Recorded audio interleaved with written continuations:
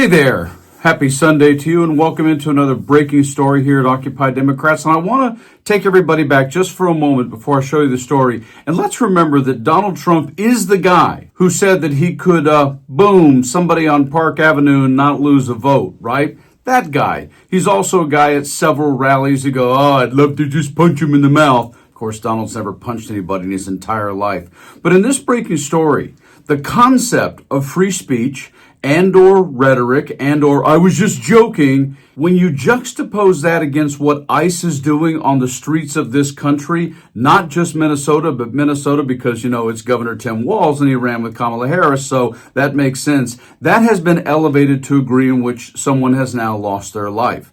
But when you start playing hypocrisy to the level that this breaking story has it from the GOP about what should happen to someone based on what they say, holy smokes, are we headed down a rabbit hole we've never seen before. Take a quick listen to what Trump has said multiple times about Representative Ilhan Omar, who is Somalian and representative in Minnesota. This. Think of that Ilhan Omar. She lives in Somalia. We intend to imprison any fraudster, politician, or public official involved in these sick plots to loot and pillage our country. And if you'd like to see that kind of rhetoric out of the White House, just subscribe to the channel. But he keeps going. How the hell do you have these Congress people elected? Ilhan Omar. No, she went to a speech when I was first running, and and this lunatic was in the audience. She started screaming. I said, who the hell is that? Oh, he doesn't stop there. And it's the same crazy person that I watch every night. She's nuts. Oh, no, he just keeps on digging. I think she's a disgraceful person. They got here and they voted her in. It's hard to believe, but I think she's a disgusting person. It doesn't matter what he thinks of her. She still is a duly elected official of this country. But he just keeps at it. I love this Ilhan Omar, whatever the hell her name is, the little turban. I love her. She comes in, does nothing but bitch. She's always complaining. She comes from a country where, it's considered about the worst country in the world, right? We could go one way or the other. And some of this gets pretty bad, folks. We're going to go the wrong way if we keep taking in garbage into our country. Ilhan Omar is garbage. She's garbage. And in this key breaking story, he likes to finish his little poignant moments by kind of going all the way back to that Park Avenue thing of what he'd like to do with a firearm, only he references the U.S. military. This. Ships, bringing in ships, pirates. That's stopped. Same missile. Ping. That's the end of them.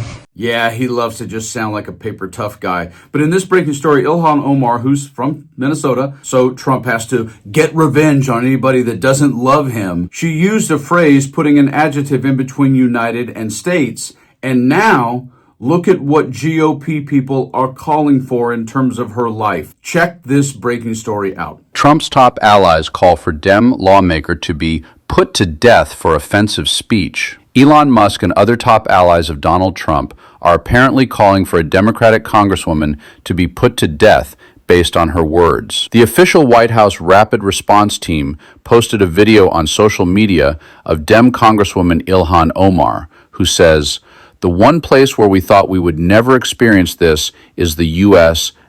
damn states." The White House team posted that Omar had referred to our great country as the U.S. goddamn states. There is no circumstance in which she should refer to our country in this way. It is beyond disrespectful. It is appalling, disgusting, and sick. Shame on her. That led to Mike Lee, a GOP lawmaker, to chime in. No member of Congress should ever refer to our country as the U.S. goddamn states, and then ask, what should be the consequence of saying that? Elon Musk responded to Lee's post just after midnight Eastern Time on Sunday. Whatever the penalty is for treason, Musk said, referencing that treason can be punishable by death. Fringe MAGA ally Laura Loomer joined in as well by asking Musk's AI chatbot about the potential punishment. At Grok, what is the real punishment for treason? She asked with a loving emoji. Grok replied, according to U.S. law, 18 U.S.C. Section 2381, treason is punishable by death or imprisonment for at least 5 years and a fine of at least $10,000, plus ineligibility to hold any office under the United States. Politico's Kyle Cheney suggested Musk was saying that Omar should be put to death for offensive speech. I hate to say it, I truly do, But unfortunately, none of this is going to change until Donald Trump is finally out of office or simply gone, however you want to look at it. But I do hope, and I do mean this, whether they like it or not, there's going to have to be some retribution balance in this country for a lot of these elected officials and cabinet members and people that have surrounded him in literal cases of all kinds, because we have got to get back to some sense of civility. You guys like and share the video and stay frosty.